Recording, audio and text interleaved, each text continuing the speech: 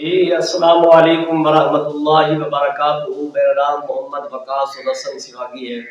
سب سے پہلے السلام علیکم، اس کے بعد عرض ہے کہ ایک بھائی نے سوال کیا کہ رزق میں کشادگی کے برکت کے اسباب کیا ہے۔ دیکھیں، حضور علیہ الصلوۃ والسلام نے ارشاد فرمایا اعتزل الرزق بالصدقہ، فرمایا رزق میں برکت حاصل کرو صدقہ کے ذریعے۔ سب سے پہلی چیز یہ ہے کہ جو بندہ اپنے رزق میں سے اللہ کے راہ میں صدقہ کرتا ہے، خرچ کرتا ہے، تو اللہ تعالیٰ اس کے رزق میں اضافہ اور برکت عطا فرما دیتا ہے۔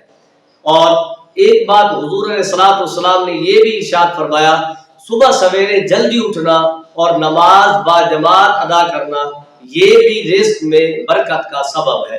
اس میں اللہ تعالیٰ رزق میں برکت عطا فرما دیتا ہے۔ اور اس کے علاوہ خشوع اور خضوع کے ساتھ نماز ادا کرنا یہ بھی رزق میں ایک سبب ہے، برکت کا سبب ہے۔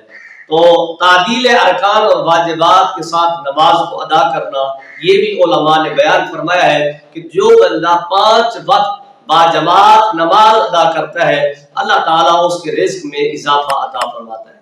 اور یہ بھی ایک سبب علماء نے بیان فرمایا کہ جو بندہ یہ چاہتا ہے کہ اس کے رزق میں اضافہ ہو، برکت ہو، تو وہ اپنے رشتہ داروں سے صلہ رحمی کرے، اچھا سلوک کرے، اللہ تعالیٰ اس بندے کے رزق میں اضافہ فرما دیتا ہے۔ جو اپنے رشتہ داروں کے ساتھ صلہ رحمی کرتا ہے، خوش اخلاق کرتا ہے، تو اللہ تعالیٰ اس کے رزق میں اضافہ اور برکت عطا فرما دیتا ہے۔ علماء نے یہ بھی فرمایا سورۃ واقعہ، اور یہ بھی ایک حکایات اور روایات میں آئی ہے کہ جو بندہ رات کو سورۃ الواقعہ پڑھ کے سوتا ہے یہ سورۃ الواقعہ اس کو امیر بنا دیتی ہے۔ یہ امیر بنانے کا ایک نسخہ ہے کہ ہم اللہ تبارک و تعالیٰ کے کلام کی تلاوت کریں، خصوصاً سورۃ الواقعہ کی، تو اللہ تبارک و تعالیٰ اس کے رزق میں اضافہ فرما دیتا ہے۔ اذان سے پہلے مسجد میں حاضر ہونا یہ بھی رزق میں اضافے کا سبب ہے۔ اور ہمیشہ باوضو رہنا، یعنی ہر وقت وضو کی حالت میں رہنا یہ بھی ایک رزق میں برکت کا سبب ہے۔